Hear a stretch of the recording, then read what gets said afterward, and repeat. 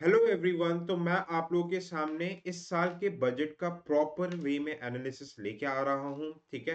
First of all बहुत सारा thank you कि आपने इकोनॉमिक सर्वे की वीडियो को इतना सारा प्यार दिया। तो ऑन द सिमिलर लाइंस मैं आपके सामने बजट लेके आ रहा हूं। बजट एक्चुअली क्या होता है, जैसे this is the financial year. इस फाइनेंशियल ईयर में गवर्नमेंट एक एस्टिमेट करती है। ओके। एस्टिमेट करते कि हमारा इनकम रेवेन्यू और एक्सपेंडिचर कितना होगा। ठीक है। बजट मतलब एक हिसाब, और सरकार के बिहाफ पे ये हिसाब करती है मिनिस्ट्री ऑफ फाइनेंस। अब आप मुझे कमेंट सेक्शन पे ये चीज जरूर बताएंगे कि मिनिस्ट्री ऑफ फाइनेंस की कौन सा विंग, कौन सा डिवीजन बजट को क्या करता है। ठीक है। बजट को रिलीज करता है। Okay. Okay. So let's start with the budget. Budget में बोला गया जर्नी ऑफ डेवलपमेंट के बारे में बात की गई है। पहला सेक्टर एग्रीकल्चर को बोला गया है। ठीक है। हमारा जो विकसित भारत का एम है कि इंडिया को 2047 तक एक डेवलप कंट्री बनाना है। तो सबसे पहले एग्रीकल्चर रिफॉर्म्स चाहिए। क्यों? क्योंकि एग्रीकल्चर डोमेन में इंडिया की प्रोडक्टिविटी काफी कम है, और आज भी अप्रोक्सीमेटली 45% पॉपुलेशन एग्रीकल्चर में ही इन्वॉल्व है। तो एग्रीकल्चर को बूस्ट करना है। सेकंड एमएसएमईज, इसमें आगे देखेंगे, इसमें मेजर चेंजेस किए हैं बजट में। ठीक है। इन्वेस्टमेंट को बढ़ावा देने के लिए, क्योंकि देखो जितना ज्यादा इन्वेस्टमेंट होगा उतना ज्यादा रेट ऑफ कैपिटल फॉर्मेशन होगा, उतना business and job opportunities create होंगे, जीडीपी ग्रोथ उतनी ज्यादा होगी। इन्वेस्टमेंट के लिए हम टैक्स स्ट्रक्चर को आगे डिटेल में देखेंगे। एक्सपोर्ट्स, एक्सपोर्ट को कैसे करके बढ़ाना है, क्या बढ़ाना है, उससे रिलेटेड भी गवर्नमेंट ने काफी इनिशिएटिव्स लिए हैं। ठीक है। तो विकसित भारत के इनिशिएटिव्स में देखो, ग्रोथ, जीडीपी ग्रुप के ग्रोथ पे फोकस की जाएगी। इंक्लूसिव ग्रोथ हमारे पीएम का जो मोटिव है। ओके। सबका साथ सबका विकास, सारे vulnerable section, women, okay, backward classes, children, दिव्यांग, सबको इंक्लूसिव डेवलपमेंट पे लेके आना है। मिडिल क्लास बोलते हैं ना, middle income trap, middle class की स्पेंडिंग पावर को बढ़ाना है कि मिडिल क्लास की तरफ से डिमांड का क्रिएशन ज्यादा हो सके। ठीक है। प्राइवेट सेक्टर इन्वेस्टमेंट और हाउस होल्ड सेंटिमेंट्स को कैपिटलाइज करना।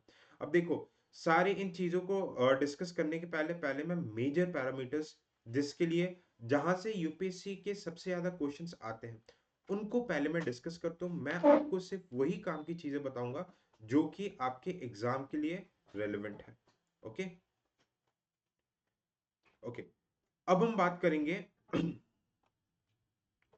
एक्सपोर्ट्स हो गए। Okay. Will first talk about tax. ठीक है। न्यू इनकम टैक्स बिल आया है। अब मैं यहाँ पे देखो स्क्रीन से गायब हो जाता हूँ। ठीक है, कि स्क्रीन में अब आपको चीजें क्लियर कट वे में दिखे। ठीक है। अब देखो, पहला नया प्रपोजल्स आया है। The proposals are tax reforms आए हैं related to new income tax bill. क्या रिफॉर्म्स है इसके बारे में हम देखेंगे। रेगुलेटरी रिफॉर्म्स भी कुछ कुछ किए गए हैं ताकि इकोनॉमी की प्रोडक्टिविटी और एम्प्लॉयमेंट रेट इकोनॉमी में बढ़ाई जा सके। ओके। अब देखो, सबसे पहले मैं ये बता रहा हूँ high level committee regulatory regulation को इजी किया जा रहा है ताकि ईज ऑफ डूइंग बिजनेस हो, इंस्पेक्टर राज, लाइसेंस राज, करप्शन, ये सब कम हो सके। इन्वेस्टमेंट फ्रेंडलीनेस इंडेक्स निकाला जाएगा। ये चीज बताएगा इंडेक्स की कौन सी स्टेट कितना ज्यादा कंड्यूसिव एनवायरनमेंट देती है, जिसके वजह से ज्यादा एनवायरनमेंट अट्रैक्ट हो सके। जैसे महाराष्ट्र, गुजरात अभी इनमें टॉप में चलता है। कैसे कैसे करके मेजर होगा कि गवर्नमेंट के टैक्स इंसेंटिव्स कितनी दे रही है, इंफ्रास्ट्रक्चर कैसा है, रोड, रेलवेज, इन सब पे गवर्नमेंट कैसा है, जिससे ease of doing business promote होगा। ठीक है। कुछ कुछ स्टेट में कुछ स्पेशल इकोनॉमिक जोन्स है कि नहीं, लेबर लॉस कैसे हैं, गवर्नमेंट का इंटरफेरेंस कैसा है, ये सारी चीजें बात करेगी। ठीक है। फिजिकल के लिए फाइनेंशियल रेगुलेशन के लिए काउंसिल भी बनाया जाएगा, इसके बारे में अभी देखेंगे। एक बिल आया है जन विश्वास बिल 2.0। इनने बहुत सारे लॉस को डिक्रिमिनलाइज किया। देखो, लेट्स से कि अगर कोई बिजनेसमैन इंडिया में इन्वेस्ट करना चाहता है, अगर कोई भाई फाइनेंशियल ऊपर नीचे, टैक्स ऊपर नीचे हो जाता है, तो उनके पेनाल्टीज की जगह आप इसे अगर क्रिमिनलाइज कर दोगे, तो भाई इंडिया में, हमारे देश में कोई भी इन्वेस्ट नहीं करना चाहेगा। तो इसी चीज के लिए हम मोर देन 100 प्रोविजंस को डिक्रिमिनलाइज किया गया। इसको बोलते हैं जन विश्वास bill, important for UPSC examination. ठीक है। ओके। अब indirect tax proposal. Okay. Indirect tax proposal, जो टैरिफ बैरियर्स थे, ठीक है, एक्सपोर्ट इंपोर्ट में जो टैरिफ बैरियर्स थे, फॉर एग्जांपल, भाई इंडिया में कुछ चीज इंपोर्ट हो रही है, ठीक है, लेट्स से यूएसए से कोई चीज इंपोर्ट हो रही है, इंडिया में बॉर्डर में घुसने के पहले हम इस पे कस्टम ड्यूटी इस टाइप के इम्पोर्ट टैक्स लगा देते थे। तो इन सारे डायरेक्ट बैरियर टैक्स बैरियर्स को रैशनलाइज किया जाएगा, है ना। अभी बहुत सारे स्वच्छ भारत से, को क्लीन एनर्जी से, कोल से बहुत सारे सेस चलते थे, अब बोला जाएगा एक से ज्यादा सेस और सरचार्ज नहीं लगाया जाएगा। अच्छा, सेस क्या होता है एंड सरचार्ज क्या होता है, ठीक है। सेस सरचार्ज होता है tax on tax. Let's say government किसी चीज पे 10% टैक्स ले रही है, 100 रुपए इनकम पे गवर्नमेंट 10% टैक्स ले रही है, तो 10 रुपीज गवर्नमेंट टैक्स ले रही है। अब इस 10% के ऊपर भी गवर्नमेंट अगर 20% टैक्स ले ले, तो ये टैक्स ऑन टैक्स को सरचार्ज बोलते हैं, ठीक है। मतलब 2 रुपए जो एक्स्ट्रा गवर्नमेंट ले रही है उसको क्या बोलेंगे, सरचार्ज। ये स्पेसिफिक पर्पस के लिए नहीं होता है, बट सेस भी सेम चीज होती है, टैक्स ऑन टैक्स होते हैं, बट इसका जो पैसा रहता है स्पेसिफिक पर्पस के लिए यूज किया जाएगा। फॉर एग्जांपल स्वच्छ भारत सेस, ये पैसा सिर्फ यूज किया जाएगा स्वच्छता के लिए ही यूज किया जाएगा, ठीक है। तो सेस को रैशनलाइज किया जा रहा है, मतलब टैक्स स्ट्रक्चर को बेटर किया गया, ठीक है। अब कुछ सेक्टर्स में जहाँ पे इन्वेस्टमेंट को बूस्ट करना है, प्रोडक्टिविटी को बूस्ट करना है, वहां पे टैक्स एग्जेम्पशन दिया, जैसे मेक इन इंडिया में एलसीडी, एलईडीज, टीवी, ठीक है, टेक्सटाइल, कपड़े, capital goods, lithium iron batteries, okay, of mobile phones, इन सबको, और इलेक्ट्रिक व्हीकल्स को एग्जेम्पशन दिया गया, ठीक है। इनडायरेक्ट टैक्स जीएसटी में एग्जेम्पशन दिए गए। एग्जेम्पशन क्यों? क्योंकि गवर्नमेंट खुद चाह रही है कि इलेक्ट्रिक व्हीकल्स प्रमोट हो। हमारा नेट जीरो कार्बन एमिशन का टारगेट है बाय 2070, उसको हमें अचीव भी तो करना है, clear, okay. promotion of MROs, ठीक है, 10 years of exemption on goods for shipbuilding, okay, export and an extension time limit for export of railway goods import, ठीक है। ये infrastructure, railway and shipping industries, आप देखना शिपिंग के stock बढ़ने लग जाएंगे, शिपिंग इंडस्ट्रीज को प्रमोट करने के लिए एग्जेम्पशंस दिए गए हैं, ठीक है। Duty free export promotion, duty free inputs for handicraft and leather sector, हमारा जो हैंडलूम सेक्टर है, हैंडीक्राफ्ट, लेदर, इसमें एक्सपोर्ट प्रमोशन के लिए कोई एक्सपोर्ट ड्यूटी नहीं लगाई जाएगी, ठीक है। ट्रेड फैसिलिटेशन के लिए भी काफी ज्यादा मतलब एक्शंस लिए गए हैं, ठीक है। For example voluntary declaration of material facts post clearance and duty payment with interest without penalty, ठीक है। मतलब क्या किया जा रहा है, ओके, इसमें क्या किया जा रहा है कि जो एक्सपोर्टर्स को जो टैक्स रिटर्न्स भरने पड़ते थे, ठीक है, इनको जो वेरियस मतलब अपने मटेरियल्स का एक तरीके से कॉम्प्लायंस स्टैंडर्ड्स को फुलफिल करना था, तो इसमें ईज कर दिया, इसमें रेगुलेशंस को ईज कर दिया। बस इतना ही समझने, इसके बियॉन्ड आपको जाना नहीं है, ठीक है, okay. Improved access to life saving facilities, ठीक है। एग्जेम्प्टेड लिस्ट, जिसमें मतलब एक तरीके से एसेंशियल लिस्ट ऑफ मेडिसिन बनाया जाता है, यहाँ पे ज्यादा टैक्स वगैरह नहीं लगेगा। 36 लाइफ सेविंग ड्रग्स पे टैक्स नहीं लगेगा, तो फार्मास्यूटिकल कंपनी को बूस्ट मिलेगा, ज्यादा लोग इन्वेस्ट करना चाहेंगे क्योंकि टैक्स नहीं लग रहा। 6 मेडिसिन, इंपॉर्टेंट मेडिसिन को मात्र 5% ड्यूटी लिस्ट पे रखा है, ठीक है, ओके। अब डायरेक्ट टैक्स प्रपोजल, ओके, अब एक चीज समझना, डायरेक्ट टैक्स प्रपोजल में दिस इज वेरी इंपॉर्टेंट। अगर आपकी इनकम 0 से 4 लाख है तो आपको कोई भी टैक्स नहीं देना। अगर आपकी इनकम 4 से 8 लाख है तो आपको भाई 5% का टैक्स देना पड़ेगा। 8 से 10 पर 12 लाख पे 10%, ठीक है। 24 लैक्स के बियॉन्ड आपको 30% टैक्स लगेगा। मतलब ये टैक्स बेस को, what do mean by tax base, कि ज्यादा से ज्यादा लोग टैक्स भरे। It is calculated as percentage of GDP, okay, कितने लोग टैक्स भर रहे हैं और ये परसेंटेज ऑफ जीडीपी पे कैलकुलेट किया जाता है, ठीक है। तो टैक्स को और इंक्लूसिव करने के लिए ये रिफॉर्म्स लाए गए हैं, ठीक है। Arms length price of international transaction for a block of 3 period. अब ये टर्म हमें समझना है कि आर्म्स लेंथ प्राइस क्या होता है। देखो क्या होता है कि गवर्नमेंट ये टैक्सेशन करती है। लेट्स से भाई, एक एग्जांपल मैं हमेशा देता हूँ, इंडिया में एक कंपनी चलती थी हच, इसको वोडाफोन ने खरीदा। अब इनने ये डील जाके इंडिया के बाहर मॉरिशस में कर लिया था। लेट्स से हच ने वोडाफोन को 100 करोड़ में बेचा, ठीक है। अब हज का ऑपरेशंस इंडिया में था, पर इनने ये डील बाहर मॉरिशस में की। फिर हज को वोडाफोन ने ओवरटेक करके इंडिया में ऑपरेट करने लग गया। अब इंडिया ने बोला कि भाई 100 करोड़ में आपने कंपनी खरीदा, इस पे कैपिटल गेन टैक्स 30 करोड़ का दो हमें। तो वोडाफोन ने बोल दिया भाई हमने ये जो डील की थी हमने मॉरिशस में किया था, आपने किया ही नहीं था, ठीक है। और ये वोडाफोन ने झूठ बोलते थे कि 100 करोड़ में नहीं, ये कंपनी तो हमने 10 करोड़ में खरीदा है, क्योंकि ये टैक्स का एग्रीमेंट तो मॉरिशस में, गवर्नमेंट ऑफ इंडिया को क्या पता। तो गवर्नमेंट ऑफ इंडिया प्रिंसिपल लेके आती है, ओईसीडी के अंदर ये प्रिंसिपल्स निकलता है, आर्म्स लेंथ प्रिंसिपल। आप ये बोल दिया वोडाफोन से कि आप एक काम करो कि ये जो टैक्स ट्रेडिंग, ये शेयरिंग आप कहीं पे भी करो, चाहे मंगल ग्रह में जाके करो, चाहे यूएसए में करो, चाहे मॉरिशस में करो, इंडिया में हज की प्राइस 100 करोड़ है, तो हम तो आपसे 30% टैक्स लेंगे ही लेंगे मार्केट रेट के हिसाब से। This is set to be arm's length principle. बात समझ में आई? ओके, आगे चलते हैं। टीडीएस जो कटता है, टैक्स डिडक्शन एट सोर्सेस, ठीक है, इसको रैशनलाइज कर दिया गया है। डिडक्शन लिमिट सीनियर सिटीजन को 50 लाख से 1 लाख बढ़ा दिया गया, ठीक है। रेंट पे भी बढ़ा दिया 2.4 से 6 लाख टीडीएस, ठीक है। होता है ना कि भाई जैसे कोई कंसल्टेंसी पूरे इनकम से 10% टीडीएस काट लिया, ठीक है। टाइम एक्सटेंशन कर दिया है टू अपलोड, तो आप जो आईटीआर रिटर्न फाइल करते हो उसके लिए टाइम पीरियड को बढ़ा दिया गया। मतलब देखो, और ज्यादा टैक्स भरने के प्रोसेस को और ज्यादा ईज कर रहे कि ज्यादा से ज्यादा लोग टैक्स भरे। कॉम्प्लियंस बर्डन को भी कम कर दिया, कैसे?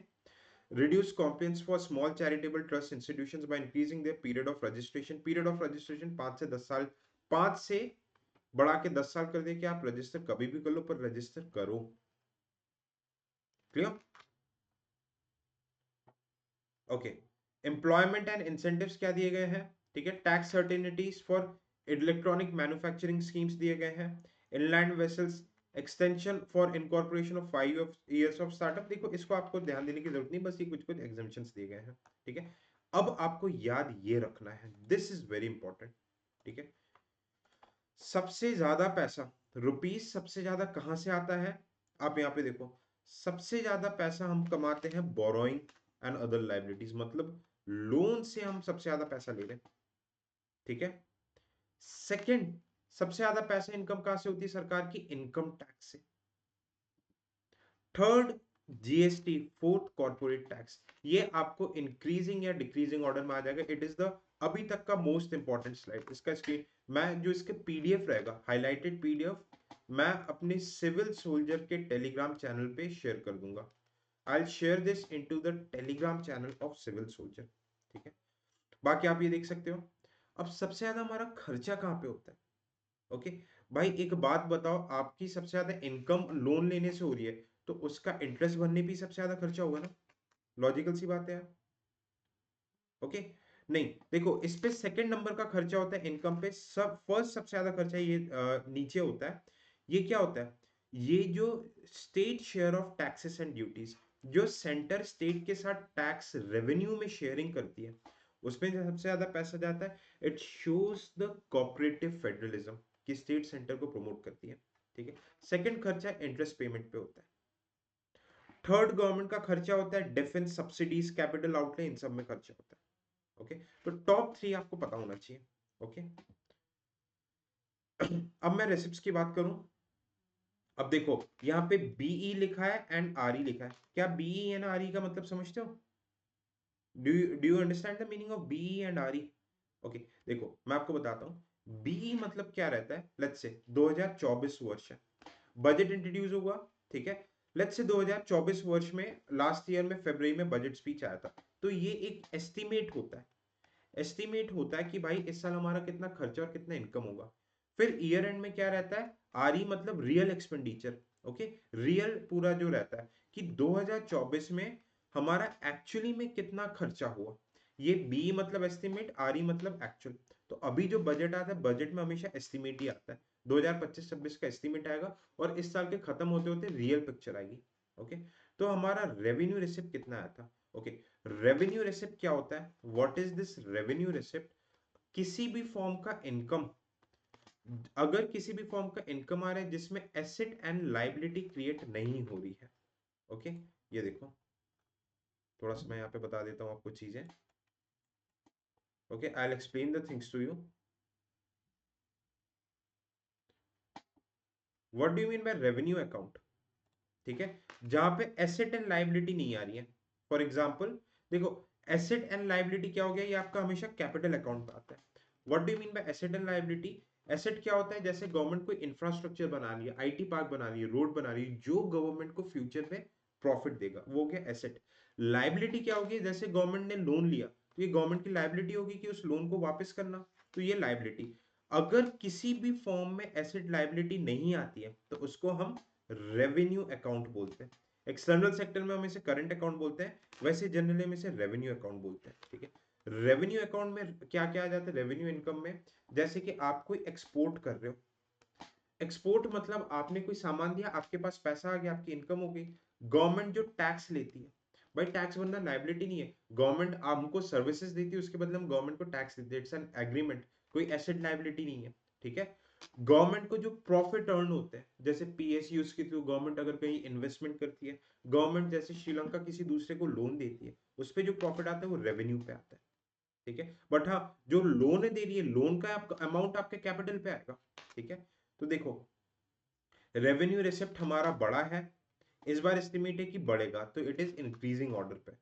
उसी तरह कैपिटल रिसिप्ट भी इंक्रीजिंग ऑर्डर पे। कैपिटल रिसिप्ट में क्या क्या आ जाएगा, ठीक है, जहां पे एसेट एंड लाइबिलिटी होती है। इनकम साइड, फॉर एग्जांपल मैं आपको एग्जांपल के तौर पे बताता हूँ, गवर्नमेंट ऑफ इंडिया ने वर्ल्ड बैंक से लोन लिया, तो हमारे कैपिटल रिसिप्ट पे आएगा, क्योंकि गवर्नमेंट ऑफ इंडिया की लाइबिलिटी बनेगी कि इस लोन को वापस करना है, ठीक है। गवर्नमेंट ने अगर एयर इंडिया को बेच दिया, तो गवर्नमेंट के पास पैसा तो आया, पर गवर्नमेंट का एसेट कम हो गया, एयर इंडिया गवर्नमेंट की एसेट थी। एसेट एंड लायबिलिटी आपके कैपिटल रिस्क में आएगा, तो पैसा दोनों केसेस में इस बार बढ़ने की बात है, एस्टिमेटेड है। इसी तरह expenditure, okay. What do you mean bye effective capital expenditure? Effective capital expenditure में क्या रह जाता है, ओके, कैपिटल एक्सपेंडिचर मतलब माइनस जो ग्रांट इन एड दिया जाता है स्टेट को, ओके, ग्रांट इन एड दिया जाता है स्टेट को जो सेंटर देती है for creation of physical assets, ठीक है। तो ये भी बढ़ने का एस्टिमेट है, okay, it is estimated that it will rise, okay. BE and RE में डिफरेंस था, सोचा था कि इस बार ज्यादा आएगा एक्सपेंडिचर, पर खर्चा कम हुआ था, ये तो अच्छी बात है। रेवेन्यू एक्सपेंडिचर भी इस बार बढ़ने की बात है। कैपिटल एक्सपेंडिचर में क्या हो गया, लेट्स से गवर्नमेंट रोड बना रही है, खर्चा हो रहा है, ठीक है, तो गवर्नमेंट का एसेट बन रहा है। लेट्स से गवर्नमेंट क्या कर रही है, श्रीलंका को लोन दे रही है, तो ये श्रीलंका की लाइबिलिटी होगी कि गवर्नमेंट को पैसा वापस देना, पर गवर्नमेंट ने तो लोन दिया, तो हमारे इंडियन गवर्नमेंट का खर्चा हुआ, ओके। सिमिलरली रेवेन्यू एक्सपेंडिचर क्या होता है, रेवेन्यू एक्सपेंडिचर जैसे कि सैलरीज देना, सब्सिडीज देना, जो कि कोई एसेट लाइबिलिटी नहीं है, ये गवर्नमेंट का एग्रीमेंट होता है, ये रेवेन्यू एक्सपेंडिचर, तो ये चीजें बढ़ती है। डिफेंस में बहुत खर्चा होता है, डिफेंस सैलरी सब में बहुत खर्चा होता है यहाँ पर, ठीक है, ओके। अब ये ट्रेड डेफिसिट है, ठीक है। ट्रेड डेफिसिट देखो, इसमें क्या बोला जा रहा है कि फिस्कल डेफिसिट हमारा धीरे धीरे कॉन्स्टेंटली डिक्लाइजिंग, रेवेन्यू डेफिसिट भी डिक्लाइन हो रहा है। फिस्कल डेफिसिट क्या हो गया, टोटल एक्सपेंडिचर, ठीक है, total expenditure minus income, total revenue. Revenue deficit क्या हो गया, revenue expenditure minus revenue receipts, okay. जहां पे से रेवेन्यू मतलब एसेट लायबिलिटी की बात नहीं हो रही, ओके। अगर देखो ये सारे टर्म्स आपको डिटेल में समझना है, मैं आपको बता रहा हूं, okay. We have the economics module, जहां पे 15 ट्रैवर्स के अंदर सारे कंसेप्ट्स को बहुत ही सिंपल फॉर्मेट में मैंने पढ़ाया आप लोगों को, ठीक है। तो 15 आवर्स के रिकॉर्डेड लेसन से आप देख सकते हो, बहुत ही अफोर्डेबल प्राइस में है। आप इसको पूरा बजट बजट सारी चीजें टिप्स में आ जाएगी, मतलब आपके अप्रोक्सीमेटली 80+% एक्यूरेसी आ जाएगी। इकोनॉमी नहीं भी आती है तो आप इसको ज्वाइन कर सकते हो, it would be very very beneficial. Economic पूरा सिलेबस का कवर होगा, पीवाईक्यू होंगे, करंट अफेयर्स, बजट, सर्वे, सारी चीज, स्टडी मटेरियल सब मिल जाएगा आपको, ठीक है। इसका जो डिस्क्रिप्शन, इस कोर्स का डिस्क्रिप्शन इस वीडियो के लिंक पे मैं भेज दूंगा, ओके। इफेक्टिव रेवेन्यू डेफिसिट, जहां पे रेवेन्यू डेफिसिट से ग्रांट इन एड आप माइनस कर दे रहे हो, जो गवर्नमेंट, सेंट्रल गवर्नमेंट स्टेट को पैसे देती है for capital creation, for asset creation. Primary deficit, ठीक है, ये फिजिकल डेफिसिट से अगर इंटरेस्ट पेमेंट ऑफ, जैसे अगर लेट्स से कि प्रीवियस गवर्नमेंट ने कुछ 10 साल के लिए लोन लिया, 10 साल के लिए लोन लिया वर्ल्ड बैंक से, तो उसका जो इंटरेस्ट पेमेंट होगा वो इससे माइनस हो जाता है, ठीक है। इंटरेस्ट पेमेंट तो 10 साल तक के लिए होता है, ठीक है। ये सारे फंड इस कोर्स में क्लियर हो जाएंगे बहुत डिटेल में, ठीक है। सारी चीजें डिक्लाइन हो रही है, okay. Net centres tax revenue, ठीक है, टैक्स रेवेन्यू, ठीक है। तो ये देखो, ये सारी चीजें बढ़ती जा रही है, जो स्टेट, जो सेंटर स्टेट को ट्रांसफर कर रहा है वो भी बढ़ता जा रहा है, ओके। अब एक्सपेंडिचर, सबसे ज्यादा एक्सपेंडिचर डिफेंस में होता है, फिर रूरल डेवलपमेंट, फिर होम अफेयर्स में होता है। तो ये आपको अरेंज करने को एग्जाम में पूछ सकता है, ओके। करोड़ में ये बता रहा हूँ। फिगर्स आपको याद करने की जरूरत नहीं है। अब आ जाते हैं हम दूसरे पिलर्स पे बजट के, ठीक है।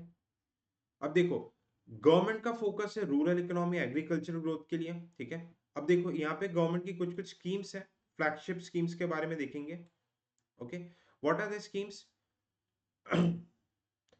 किसान क्रेडिट कार्ड, ये क्या देता है, इसके ऊपर यूपीएससी का पीवाईक्यू भी है। शॉर्ट टर्म लोन्स देता है for revenue expenditure. Okay, it gives for revenue expenditure. Cotton productivity के लिए गवर्नमेंट क्या कर रही है, बीटी कॉटन इस टाइप की ये निकाल रही है। National mission for high yield seeds, high yield seeds जैसे कि ग्रीन रेवोल्यूशन में आया था जो पेस्ट अटैक जिसमें प्रोडक्टिविटी बढ़े। मखाना बोर्ड, ये फार्मर प्रोड्यूसर ऑर्गेनाइजेशन बिहार में बनाया गया। मेन मोटिव क्या है, मखाना के प्रोसेसिंग, फूड प्रोसेसिंग इंडस्ट्री को बना के उसके एक्सपोर्ट को बढ़ाना, ठीक है। गवर्नमेंट का विजन है आत्मनिर्भर इन पल्सेस, क्योंकि इंडिया पल्सेस दाल का सबसे ज्यादा प्रोड्यूसर भी है और सबसे ज्यादा इंपोर्टर भी है, ठीक है। तो इसमें स्पेशल फोकस तुर, उड़द एंड मसूर पे किया गया। ये यूपीएससी का 2020 का पीवाईक्यू है, स्टार्टिंग में पूछा गया था, इकोनॉमी के कोर्स में कवर होगी सारी चीजें। मेन मोटिव क्या है, क्लाइमेट रेजिलेंट सीड्स लेके आने की, क्लाइमेट चेंज के बढ़ने से पल्सेस की प्रोडक्टिविटी पे कम ना हो, ठीक है।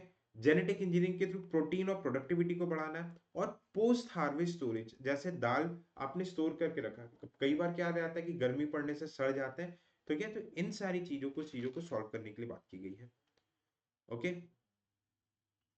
रूरल इकोनॉमी को कैसे करके बूस्ट करना है, डायरेक्ट बेनिफिट ट्रांसफर, ये सब्सिडीज देती है गवर्नमेंट डायरेक्ट बेनिफिशियरीज के बैंक अकाउंट पे। एमएसएमईज को बूस्ट करना अभी अपन देखेंगे। इंश्योरेंस एंड डिजिटल कनेक्टिविटी, जैसे भारत निधि फंड है, ऑप्टिकल फाइबर कनेक्टिविटी, इन सबको प्रमोट करना, ठीक है। ओके, गरीब यूथ अन्य नारी के लिए क्या है, एमएसएमईज को बूस्ट करने के लिए। अब देखो, एमएसएमईज को बूस्ट, ये सब तो बहुत ही जनरल पॉइंट्स आपके मेंस के लिए काम आएंगे, it would be relevant for mains, ठीक है। Revision in the classification of MSME, ठीक है। माइक्रो एंटरप्राइज, देखो यहां से पीवाईक्यू आ चुका है। ओके, माइक्रो एंटरप्राइज पहले जो इन्वेस्टमेंट था 1 करोड़ का था, रिवाइज करके 2.4 कर दिया। टोटल टर्नओवर 5 से 10 कर दिया, ठीक है। स्मॉल का टोटल टर्नओवर 50 से 100 करोड़ कर दिया, मतलब क्लासिफिकेशन चेंज हो गई है, एमएसएमईज को भी बड़ा बना दिया गया है। मीडियम का 250 से 500 करोड़ कर दिया। इसके ऊपर से क्वेश्चन आएगा, very very important, PDF would be shared, 2022 में सवाल आ चुका है, ठीक है। ओके, अब देखो बाकी और क्या क्या है पीपल इकोनॉमी में। सक्षम आंगनवाड़ी, पोषण अभियान, पोषण अभियान न्यूट्रिशन के लिए है, स्पेशली वुमेन चिल्ड्रन न्यूट्रिशन, माल न्यूट्रिशन। आईआईटीज की कैपेसिटी को बढ़ाना, इवन इंटरनेशनल एरियाज में भी आईआईटीज खोला जा रहा है, ठीक है। District hospital, primary care centre, universal health coverage को मतलब वो करना, ठीक है। इंडियन लैंग्वेज को प्रमोट करना फॉर हायर एजुकेशन, इन सब के लिए स्किल डेवलपमेंट पे फोकस करना। अटल टिंकरिंग लैब, ये अटल इनोवेशन मिशन के अंदर आता है, बच्चों के लिए इनोवेशन एंड स्टार्टअप का मतलब इनोवेशन साइंटिफिक टेम्पर को डेवलप करने के लिए, ठीक है। आर्टिफिशियल इंटेलिजेंस के ऊपर खर्चा किया जा रहा है, एजुकेशन के ऊपर, AI in education. Broadband connectivity Bharat Nidhi fund के थ्रू, ओके। डिजिटलाइजेशन हो रहा है, एक्सपेंशन इन मेडिकल सीट्स की जा रही है, ठीक है। Svanidhi, okay, loan from banks, ठीक है, for capacity building programme, MSMEs को लोन प्रोवाइड करना, ठीक है। स्वानिधि क्या है, अर्बन एम्प्लॉयमेंट के लिए है, स्ट्रीट वेंडर्स के लिए है अर्बन एरियाज में, ठीक है। वेलफेयर फॉर ऑनलाइन प्लेटफॉर्म, ई श्रम पोर्टल वगैरह है, पीएम जन आरोग्य योजना है, ताकि लेबर्स को प्रॉपर वे में जॉब अपॉर्चुनिटीज ऑनलाइन मिल सके। एंड जन आरोग्य मतलब पीएम जय, ठीक है, जेनेरिक मेडिसिन अफोर्डेबल रेट पे मिल सके, ठीक है। ओके, अब ये देखो कुछ कुछ ये चीजें हैं, there are some of the aspects. Basic देखो ये जो है, these are very good points for mains, जीएस3 के लिए बहुत अच्छे पॉइंट्स हैं, ठीक है। इन्वेस्टमेंट, गरीब यूथ, नारी, इनोवेशन, इकोनॉमी के लिए गवर्नमेंट क्या कर रही है, you can directly quote this points from mains, ठीक है। एक बार जस्ट मतलब जस्ट फोकस कर लेना, ठीक है, प्री के लिए ये अभी इंपॉर्टेंट नहीं है, होने बहुत बेसिक पॉइंट्स है, these points are directly needs to be directly आप यूज कर सकते हो मेंस आंसर राइटिंग में, ठीक है। ओके, पीपल इनोवेशन में क्या है, all these points are important for mains, ठीक है। रिसर्च फेलोशिप देना आईआईटीएंस इसके लिए, ठीक है। जीन बैंक बनाना है, जीन बैंक जिसके थ्रू फूड सिक्योरिटी, हम वेरियस एग्रीकल्चरल क्रॉप्स के जीन्स को प्रिजर्व करके रखें कि अगर क्लाइमेट चेंज हो तो हम इनको बचा सकें, ठीक है। ज्ञान भारतम मिशन इसके ऊपर पूछ सकता है। Conservation of manuscripts heritage to cover more than 100 crore manuscripts, ठीक है। नेशनल डिजिटल रिपोजिटरी बनाया जाएगा जहां पे हमारे एंशियंट मैन्यूस्क्रिप्ट्स को प्रोटेक्ट किया जाएगा। नेशनल जियोस्पेशियल मिशन, इसमें क्या किया जाएगा, इंफ्रास्ट्रक्चर कंस्ट्रक्शन के लिए सबकी जियो टैगिंग की जाएगी, मतलब online digital land records, urban planning, infrastructure projects की ऑनलाइन मॉनिटरिंग की जाएगी, ठीक है। और इन्वेस्टर्स को एक पोर्टल दिया जाएगा कि भाई आप यहाँ यहाँ पे इन्वेस्ट कर सकते हो, okay. For exports promotion, exports promotion के लिए अगर मैं बात करूं, ठीक है, एक्सपोर्ट प्रमोशन मिशन, एमएसएमईज को इजी मतलब क्रेडिट देना, एमएसएमईज को सपोर्ट करना, ठीक है। भारत ट्रेड नेट, ये डिजिटल पब्लिक इंफ्रास्ट्रक्चर है, ठीक है। यूनिफाइड प्लेटफॉर्म होगा for trade documentation, financial solution, ठीक है। सपोर्ट फॉर इंटीग्रेशन, क्या होगा, एक प्लेटफॉर्म बना दिया जाएगा जहां पे ऑनलाइन प्लेटफॉर्म, जहां पे सारे स्टेक होल्डर्स, एक्सपोर्टर्स हो गई, गवर्नमेंट हो गई, इनकम टैक्स डिपार्टमेंट्स हो गए, मिनिस्ट्री ऑफ कॉमर्स हो गया, ठीक है, डिफरेंट जो ग्लोबल जैसे कि शिपिंग इंडस्ट्री हो गया, रोडवेज इंडस्ट्रीज हो गई, ठीक है, एयरवेज इंडस्ट्रीज हो गया, ओके। दूसरे कंट्रीज जहां पे आपको इन्वेस्ट करना है, जहां पे एक्सपोर्ट करना है, उनके गवर्नमेंट को, मतलब एक सारी चीजों को डिजिटल स्पेस में लिंक कर देना ताकि ग्लोबल सप्लाई चेन में एक सीमलेस वे में एक्सपोर्ट हो सके, ठीक है। ग्लोबल कैपेसिटी सेंटर्स से export promotion centres, manufacturing hubs रहेंगे, टीयर 2 सिटीज भोपाल, जयपुर, इन सब में भी लाया जाएगा। और वेयर हाउसिंग फैसिलिटीज बनाई जाएगी ताकि जो पेरिशेबल आइटम्स जैसे कि सब्जी भाजी जो जल्दी सड़ जाते हैं, इनका जल्दी से जल्दी एक्सपोर्ट किया जा सके, ठीक है, ओके। फाइनेंशियल सेक्टर डेवलपमेंट, एक ग्रामीण क्रेडिट स्कोर निकाला गया to serve the credit need for SHG members and rural areas. Motive क्या किया जाएगा, ठीक है, ग्रामीण क्रेडिट स्कोर, ताकि सेल्फ हेल्प ग्रुप्स में बेटर वे में लोन की अवेलेबिलिटी उनके मेंबर्स को हो सके। नैफिड, ये कॉर्पोरेट बॉन्ड्स बनाएगा, मेन मोटिव क्या रहेगा, अगर कॉर्पोरेट्स को, बड़े बड़े कॉर्पोरेट्स को इंफ्रास्ट्रक्चर, रोड रेल, इन सब में इन्वेस्टमेंट के लिए पैसा चाहिए तो ये बॉन्ड रिलीज कर सकती है, और इसकी गारंटिंग और फाइनेंशिंग फैसिलिटी कौन करेगा, नैफिड। ये all India, latest all India financial institution है। देखो, स्टैटिक चीजें सारी इसके अंदर कवर्ड है, आप यहाँ पे देख सकते हो, ठीक है, इकोनॉमी के मॉड्यूल में कवर्ड है, जिसका डिस्क्रिप्शन आपको इस वीडियो के लिंक पे देखने को मिल जाएगा, ठीक है। केवाईसी रजिस्ट्री, ये सारी चीजें, okay. FDI limit, insurance sector पे जो 74% हो सकती है उसको 100% कर देंगे, it can be a probable question in prelims, clear. बाकी tax reform and all the other things we have dealt about. So people, this was about this session. 30 minutes में मैंने इन डिटेल्ड एनालिसिस आपको बताया है।